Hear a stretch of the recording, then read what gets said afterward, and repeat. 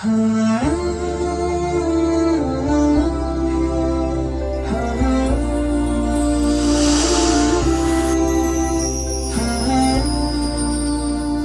علیکم ورحمۃ اللہ وبرکاتہ۔ نماز دین کا اہم ترین رکن ہے،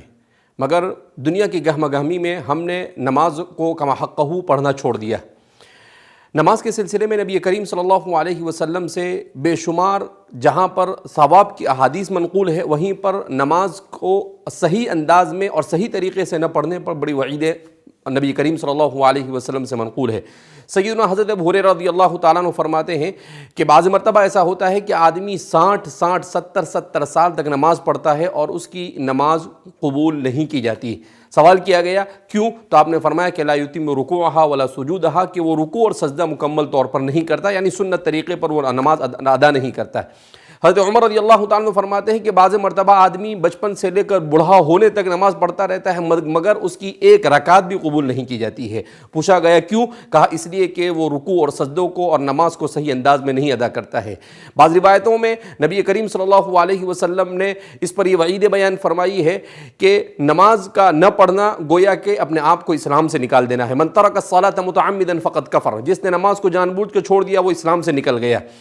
تو نبی کریم صلی اللہ علیہ وسلم نے یہ بھی فرمایا کہ صلو کما رأیتمونی اصلی، کہ تم نماز ایسے ہی پڑھو جیسا کہ مجھے نماز پڑھتے ہوئے دیکھو۔ تو نبی کریم صلی اللہ علیہ وسلم کے نماز کے طریقے کو حضرات صحابہ کرام رضوان اللہ تعالیٰ عنہم اجمعین دیکھتے تھے اور اسی کے مطابق نماز ادا کیا کرتے تھے۔ تو اس لیے ہم انہی احادیث کو سامنے رکھ کر یہ کوشش کرنے جا رہے ہیں کہ جیسے ہم نے اس سے پہلے نماز کے پروگرام کو تفصیل کے ساتھ بیان کیا تھا، اب اس وقت مختصر انداز میں ہم نماز کے طریقے کو بیان کرنے جا رہے ہیں تاکہ ہمارا ہر مسلمان نماز کو سنت طریقے کے مطابق ادا کرنے کا عادی بن جائے۔ جب ہم نماز سنت طریقے کے بعد ادا کرنے پر عادی ہو جائیں گے تو اللہ کا وعدہ ہے ان الصلاۃ تنہی عن الفحشاء والمنکر، کہ نماز بے حیائی سے اور برائیوں سے روکتی ہے۔ تو وہی نماز بے حیائی اور برائی سے روکتی ہے جس کو خشوع اور خضوع کے ساتھ پڑھا جاوے، جس کو سمجھ کر پڑھا جاوے، جس کو نبی کریم صلی اللہ علیہ وسلم کے بیان کردہ طریقے کے مطابق پڑھا جاوے۔ تو آئیے ہم جانتے ہیں کہ نماز کو سنت کے مطابق کیسے پڑھا جائے۔ سب سے پہلے جب ہم نماز شروع کریں گے تو ہمیں سب سے پہلے اپنی نماز کی تعیین کرنی ہوگی، یعنی نیت کرنی ہوگی کہ ہم کون سی نماز ادا کر رہے ہیں۔ ہم فرض نماز ادا کر رہے ہیں، سنت نماز ادا کر رہے ہیں، اور پھر اس کے بعد اس لیے کہ حدیث پاک میں آتا ہے انما الاعمال بالنیات، اعمال کا دار و مدار نیت پر ہے۔ تو آدمی کو سب سے پہلے وضو، اس کے بعد وضو کو اچھی طریقے سے وضو کرنا ہے، اور وضو کے بعد نیت کرنی ہے، اور نیت کے بعد نماز پڑھنی ہے۔ تو نماز کے لیے جب آدمی کھڑا ہو تو سب سے پہلے جب وہ کھڑا ہو تو اس کے پاؤں کی کیفیت کیسی ہو، وہ اپنی طبیعی حالت پر چھوڑ دے، نہ اسے بہت پھیلانے کی ضرورت ہے اور نہ اسے بالکل ملانے کی ضرورت ہے، بلکہ اسے طبیعی حالت پر چھوڑ دیا جاوے۔ اس کے بعد جب نماز ہم شروع کریں گے تو سب سے پہلے ہاتھ اٹھا کر ہم نماز کا آغاز کرتے ہیں۔ تو جب ہاتھ اٹھایا جاتا ہے تو عام طور پر ہمارے یہاں بعض حضرات اس طریقے سے ہاتھ اٹھا کر لیتے ہیں، بعض حضرات کان پکڑ کر کرتے ہیں، لیکن اس کا صحیح طریقہ یہ ہے کہ نماز کے لیے ہاتھ اٹھائے جائے، کہاں تک ہاتھ اٹھائے جائے؟ کانوں کی لو تک، وہاں پر لگانے کی ضرورت نہیں، اس کے محاذات میں، اور کوشش یہ کی جائے کہ دونوں ہاتھ قبلے کی اس کا رخ قبلے کی طرف ہو۔ اس طرح سے آپ اپنی نماز کو اور اپنی نگاہوں کو سجدے کی جگہ پر رکھیں تاکہ آپ کی نماز میں یکسوئی آ سکے۔ اس طرح سے آپ اپنی نماز کو شروع کریں گے۔ اپنے ہاتھوں کو اس طرح سے اپنے انگوٹھے اور اپنی یہ آخری انگلی سے حلقہ لگا کر اسے اس طرح سے آپ اس کو گویا کہ پکڑ لیں گے پہنچے کے پاس، اور پھر اس کے بعد اسے آپ یہاں پر رکھ دیں گے۔ پھر اس کے بعد جب اس میں دعا پڑھی جاتی ہے سبحانک اللہم وبحمدک وتبارک اسمک وتعالی جدک ولا الہ غیرک، جس آدمی نماز کا آغاز کر رہا ہے تو نماز کا اس کو معنی بھی معلوم ہونے چاہیے۔ جیسے اللہ اکبر کہا تو اس کے معنی اللہ سب سے بڑا ہے، اس لیے کہ انسان کے ذہن میں یہ ہے کہ بڑی چیز کی عبادت کی جاوے تو اللہ سب سے بڑا ہے، اللہ اکبر من کل شیء، یعنی دنیا میں کوئی چیز ظاہری معنوی ہر اعتبار سے اگر کوئی بڑی چیز ہو سکتی ہے، بڑی ہستی ہو سکتی ہے تو وہ صرف اللہ ہے۔ تو اس تصور کے ساتھ آدمی اللہ اکبر کہے۔ پھر اس کے بعد جب ثنا پڑھے تو اس وقت بھی آدمی پڑھے سبحانک اللہم، اے اللہ تیری ذات پاک ہے، وتبارک اسمک، تیرے اسما بڑے بابرکت ہیں، وتعالی جدک، اور تیری شان بڑی بلند اور بڑی عالی ہے،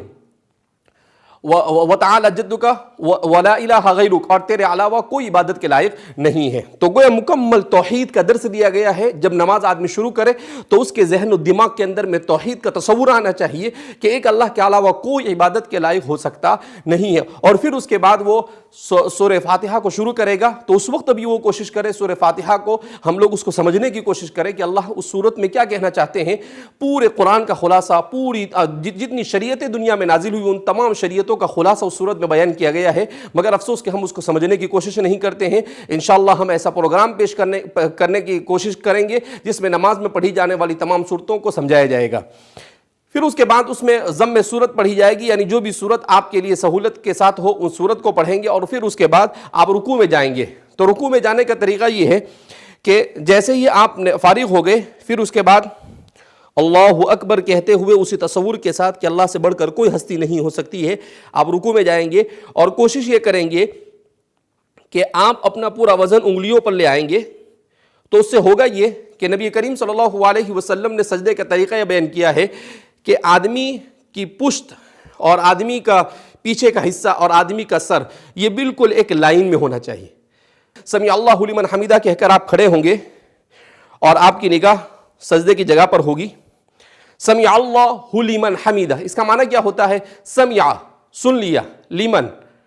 حمیدہ اس نے جس کے لیے حمد کی گئی، یعنی ہم نے اللہ کی تعریف کی اور اللہ نے ہماری تعریف کو سن لیا۔ تو اس معنی کے استحضار کے ساتھ جب ہم نماز پڑھیں گے تو ہماری نماز میں جان پیدا ہوگی اور یہی نماز ہمیں بے حیائیوں اور برائیوں سے روکنے کا سبب بنے گی۔ پھر اس کے بعد ہم اللہ اکبر اسی اللہ کی ہستی کے عظیم ہستی کے تصور کے ساتھ اللہ اکبر کہتے ہوئے ہم سجدے میں جائیں گے، جو نماز کا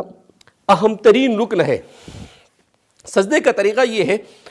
کہ سجدے میں سب سے پہلے تو یہ کہ کھڑے ہونے کے بعد آپ سجدے میں کیسے جائیں۔ عام طور پر بڑی غلطیاں ہوتی ہے اس میں، بعض حضرات اس طریقے سے پہلے اپنے ہاتھ ڈال لیتے ہیں، بعض حضرات ایسے بیٹھ جاتے ہیں اور پھر اس کے بعد سجدہ کرتے ہیں۔ تو اس کا صحیح طریقہ یہ ہے کہ آپ جیسے کھڑے ہیں ایسے سیدھے ہی آپ نیچے آئیں گے، اور نیچے آنے کے بغیر کسی سٹاپ کے اور بغیر کسی رکے ہوئے آپ سجدے کے اندر میں چلے جائیں گے۔ اور جب سجدے میں جائیں گے جیسا کہ ہم آپ کو کر بتاتے ہیں،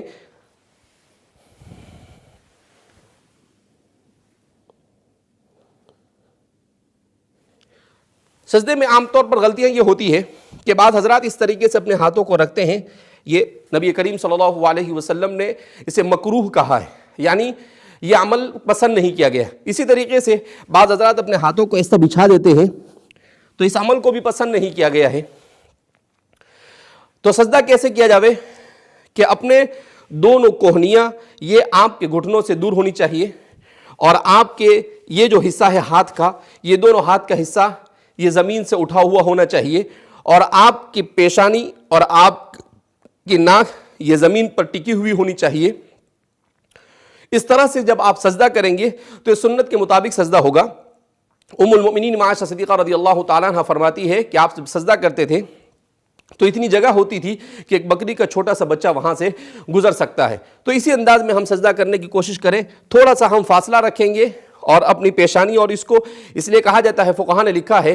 کہ اگر ہماری ناک اور پیشانی دونوں میں سے کوئی ایک چیز اگر سجدے میں نہیں رہتی ہے اور ہمارے پاؤں بھی اٹھ جاتے ہیں تو اس صورت میں ہماری نماز فاسد ہو جاتی ہے، نماز صحیح ہو سکتی نہیں ہے۔ حدیث میں آتا ہے کہ بندہ جب سجدے میں ہوتا ہے تو گویا کہ اس کا سر اللہ کی گود میں ہوتا ہے۔ سب سے زیادہ بندہ اللہ کے قریب اس وقت ہوتا ہے جب وہ سجدے میں ہوتا ہے۔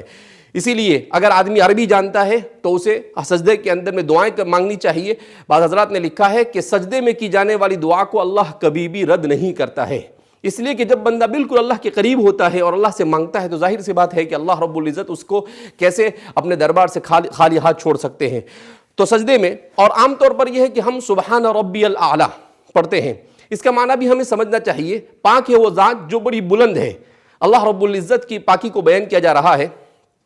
اور بھی سجدے کی بہت ساری دعائیں نبی کریم صلی اللہ علیہ وسلم سے منقول ہے۔ آپ صلی اللہ علیہ وسلم سے منقول ہے کہ آپ صلی اللہ علیہ وسلم سجدے میں پڑھا کرتے تھے، اللہم اغفر لی ذنبی کلہ دقہ وجلہ کبیرہ وصغیرہ علانیتہ وسرہ، کہ اللہ رب العزت میرے گناہوں کو معاف فرما دے، چاہے چھوٹا ہو چاہے بڑا ہو، چاہے کس طرح کا بھی گناہ ہو، میرے تمام گناہوں کو معاف فرما۔ اب ظاہر سی بات ہے، بندہ جب اللہ کے اتنے قریب ہوگا اور اللہ اگر اس کے گناہوں کو معاف کریں گے تو اس بندے کے لیے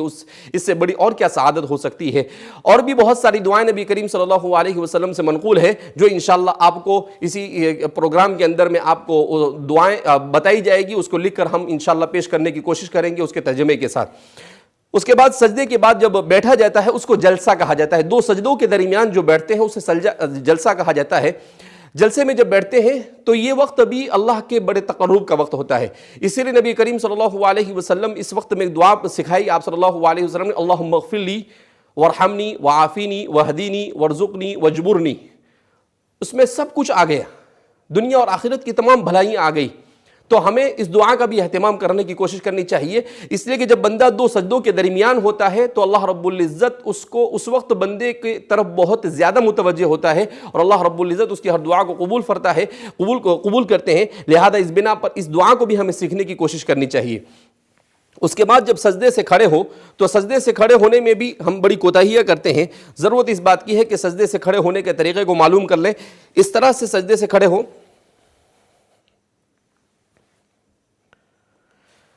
بہت سارے لوگ جب سجدے سے کھڑے ہوتے ہیں تو بعض مرتبہ ہاتھ سے سہارا لیتے ہیں۔ ٹھیک ہے، اگر آدمی بڑی عمر کا ہے، اسے کوئی تکلیف ہے، کوئی عذر ہے تو وہ کر سکتا ہے، لیکن جن کو کوئی عذر نہیں ہے انہیں تو سجدے سے سیدھا اسی طریقے سے کھڑے ہو جانا ہے۔ اسی لیے فرماتے ہیں کہ سنت طریقے کے مطابق اگر آدمی نماز پڑھتا ہے تو بے شمار ہڈی کی بیماریوں سے بھی اللہ اس کی حفاظت فرماتے ہیں، بے شمار خون کی بیماریوں سے بھی اللہ اس کی حفاظت فرماتے ہیں۔ آج کی سائنس نے ان تمام چیزوں کو تسلیم کیا ہے، تو دنیا آخرت کا ثواب تو ملنا ہی ہے، دنیا کی بھلائیاں اور سعادتیں بھی ملنی ہی ہیں، اور اسی کے ساتھ ساتھ اللہ رب العزت نماز کی اس برکت سے ہمیں صحت کی بھی بہت ساری نعمتوں سے اللہ رب العزت مالا مال کریں گے اگر ہم نے سنت طریقے کے مطابق نماز پڑھی۔ تو اس طرح سے جب سجدے سے کھڑے ہو تو بالکل سیدھے کھڑے ہو جاوے، اور پھر اس کے بعد جب ہم قاعدے میں بیٹھتے ہیں تو ہمیں اپنا ہاتھ بعض مرتبہ بعض لوگ یہاں پر رکھتے ہیں، بعض یہاں رکھتے ہیں، اسے اس کی حالت پر درمیان میں چھوڑ دیا جاوے، اور اس طرح سے کیا جاوے کہ اشہد ان لا الہ کے وقت انگلی کو اٹھائے۔ بعض مرتبہ ایسا ہوتا ہے کہ بعض لوگ بہت اوپر اٹھا لیتے ہیں، بعض لوگ بالکل کم اٹھاتے ہیں، تو اس کا صحیح طریقہ یہ ہے کہ اتنی اٹھائی جاوے کہ جتنا قبلے کی طرف اس کا رخ ہو سکے۔ قائد اخیرہ میں جب ہم بیٹھتے ہیں تو تحیات پڑھی جاتی ہے، درود شریف پڑھا جاتا ہے، اس کے بعد دعا پڑھی جاتی ہے۔ اس کے سلسلے میں احادیث میں آتا ہے کہ جو دعا اس وقت کی جاتی ہے اس کو بھی اللہ رب العزت قبول کرتے ہیں، لہذا آدمی کم سے کم ربنا آتنا فی الدنیا حسنہ وفی الآخرۃ حسنہ پڑھے، اور اپنا دنیا کا جو بھی مقصد ہے اس کا تصور بھی کرے، تو انشاءاللہ امید کی جاتی ہے کہ اللہ رب العزت اس کی تمام تمناؤں کو پورا فرمائیں گے۔ اس کے بعد جب سلام پھیرا جاتا ہے تو عام طور پر ہم کوتاہی کرتے ہیں کہ بعض حضرات اس طرح سے سلام پھیرتے ہیں، پوری دنیا کو دیکھتے رہتے ہیں۔ ضرورت اس بات کی ہے کہ سلام جب پھیرا جائے تو ہم اپنی نگاہوں کو اپنے کاندھوں پر رکھیں اور اس طریقے سے سلام پھیریں،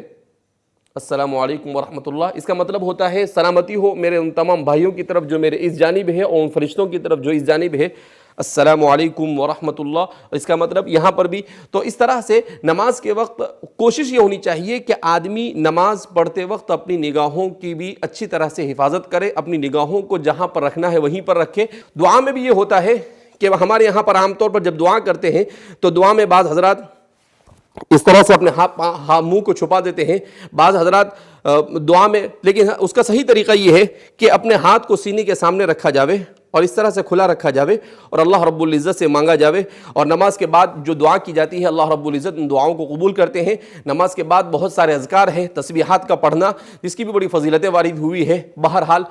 ہم نے یہ کوشش کی ہے کہ مختصر وقت میں نماز کے جامع طریقے کو آپ حضرات کے سامنے بیان کیا جائے۔ امید کی جاتی ہے کہ آپ حضرات اس کی طرف توجہ دیں گے اور رمضان مبارک کے اس مقدس مہینے میں اسی انداز میں نماز کو پڑھنے کی کوشش کریں گے۔ اگر آپ کو اس سلسلے میں کوئی سوال بھی کرنا ہو تو آپ سوال کر سکتے ہیں، انشاءاللہ آپ کو سنت کے مطابق نماز پڑھنے کے سلسلے میں جتنا بھی تعاون ہو سکتا ہے ہم انشاءاللہ کرنے کے لیے تیار ہیں۔ اللہ رب العزت ہمیں نبی کریم صلی اللہ علیہ وسلم کی سنت کے مطابق نماز کا اہتمام کرنے کی اور نماز پڑھنے کی توفیق مرحمت فرمائے، اور دنیا اور آخرت کی سعادتوں سے ہم سب کو اللہ بہرور فرمائے۔ والسلام علیکم ورحمۃ اللہ وبرکاتہ۔